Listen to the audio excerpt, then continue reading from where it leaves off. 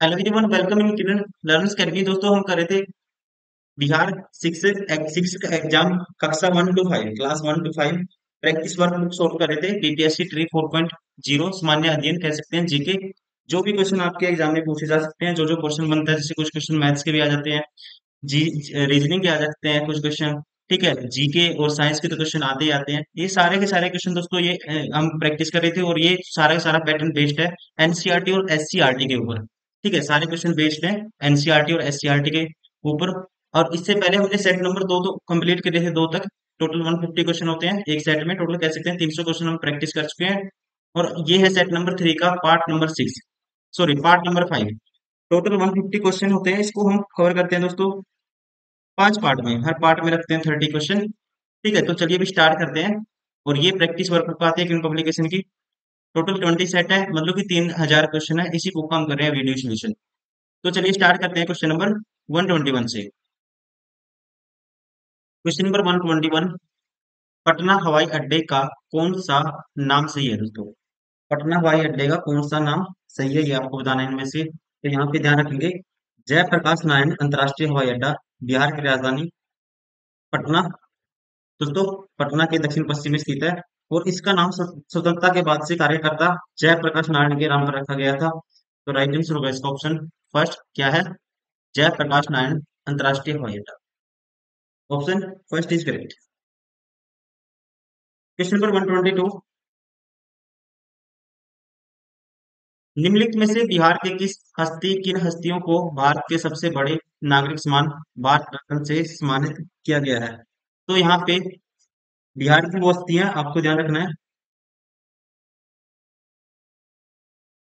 ये पहला है श्री विद्या चंद्र राय, इनको मिला था 1961 में। और डॉक्टर राजेंद्र प्रसाद को जिसको मिला था 1962 में। उसके बाद लोकनायक जयप्रकाश नारायण को मिला था, ये ध्यान रखना आपको, 1999 में। ठीक है। और शहनाई वादक उस्ताद बिस्मिल्लाह खान को मिला था 2001 में। और ध्यान रखेंगे 25 जनवरी 2024 को जननायक कर्पूरी ठाकुर को 100वीं जयंती पर राष्ट्रपति की ओर से उन्हें भारत रत्न देने की घोषणा की गई थी। तो यहाँ पे हमारा राइट आंसर होगा, हम कह सकते हैं एक से उपयुक्त में से एक से अधिक। राइट आंसर होगा ऑप्शन 4। क्वेश्चन नंबर 123, निम्नलिखित में से कौन से शहर भारत के पश्चिम तट पर स्थित हैं। तो ये सारे के सारे आएंगे भारत के पश्चिमी तट पर, कोझिकोड, कालीकट, गोवा, मुंबई। राइट आंसर होगा ऑप्शन 3। क्वेश्चन नंबर 124, किस घटना को द्वितीय विश्व युद्ध का ड्रेस रिहर्सल कहा जाता है। तो दोस्तों यहाँ पे राइट आंसर होगा, ये है स्पेन का गृह युद्ध को क्या कहा जाता है, द्वितीय विश्व युद्ध का ड्रेस रिहर्सल। ठीक है, option second is correct.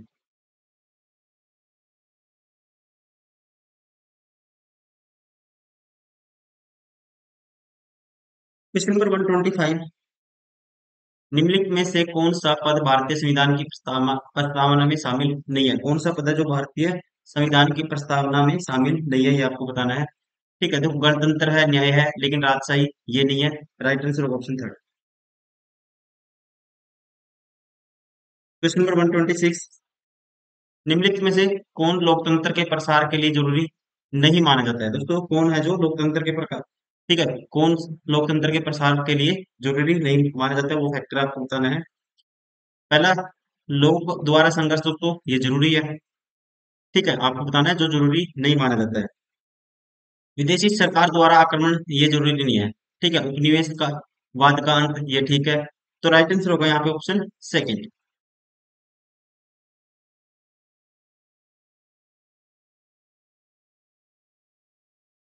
Question number 127, भारतीय राष्ट्रपति के संबंध में निम्नलिखित में से कौन सा कथन सत्य है। भारतीय राष्ट्रपति के संबंध में दोस्तों कौन सा कथन है जो सत्य है, ये आपको बताना है। वह राज्य में मुख्यमंत्री की नियुक्ति करता है, दोस्तों गलत है। किसकी करता है, राज्यपाल की, ये गलत है। वह अपनी शक्ति का वास्तविक रूप से उपयोग करता है, ये भी दोस्तों क्या अपने आप में गलत है। वह देश का औपचारिक मुखिया होता है, ये हम कह सकते हैं। यहाँ पे राइट आंसर होगा option 3।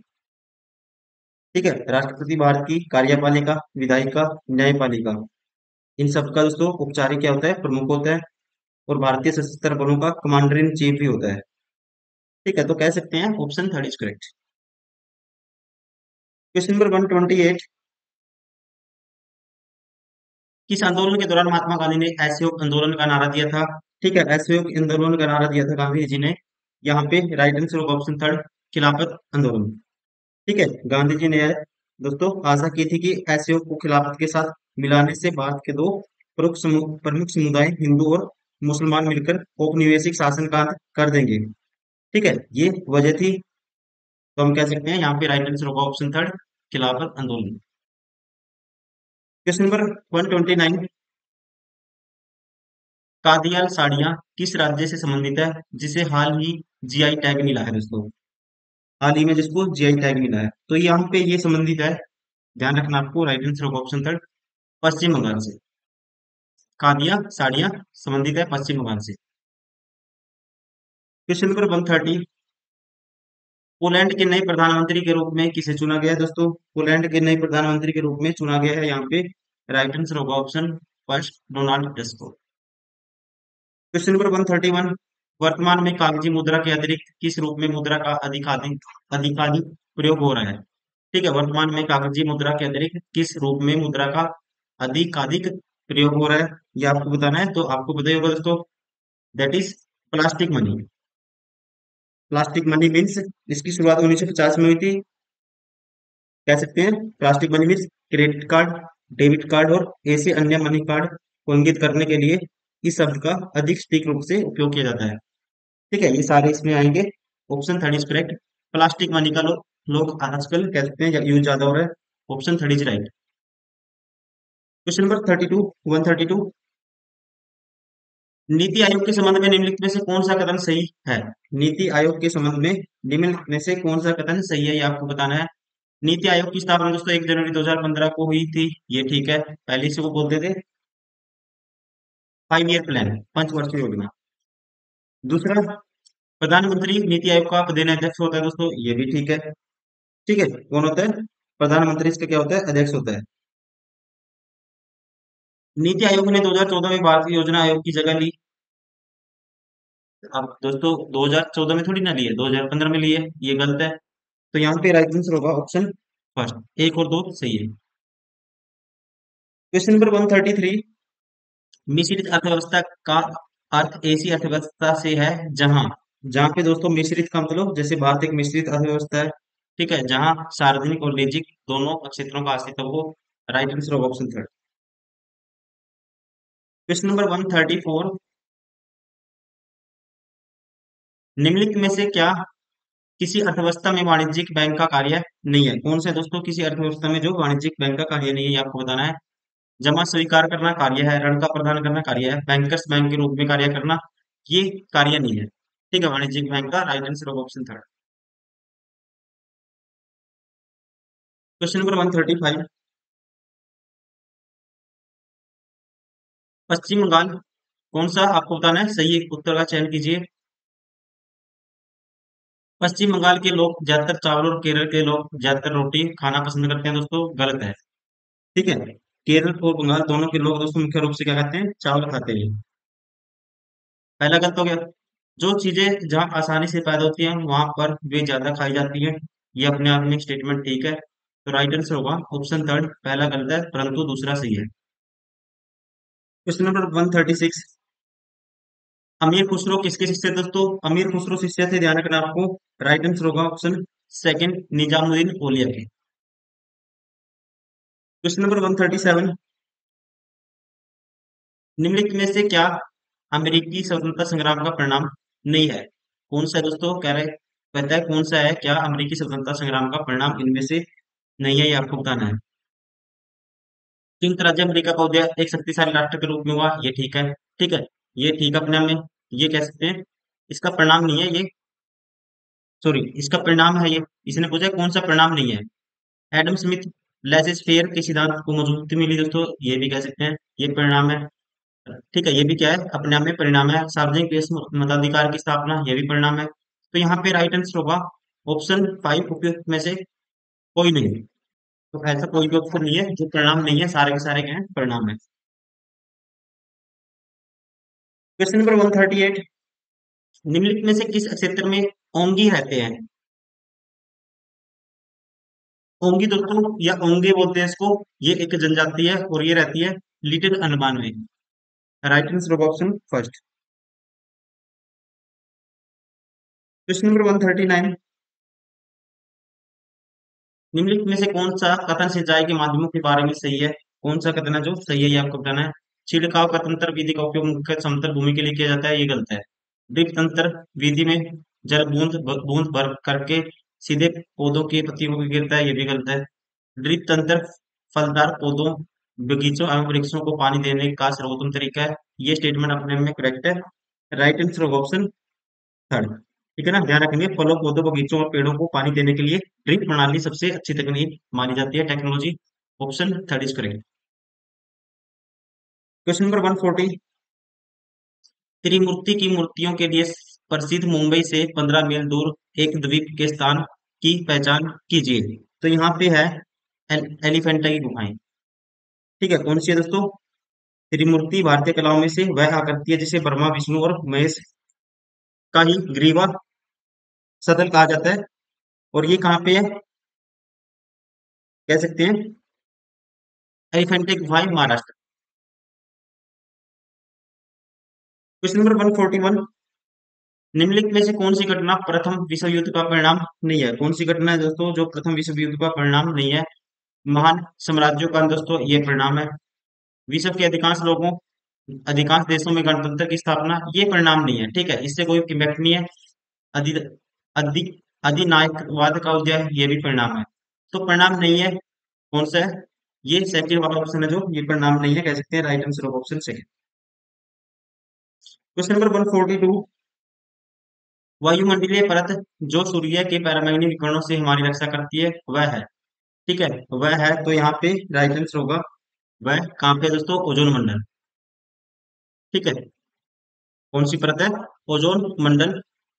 Option first is right.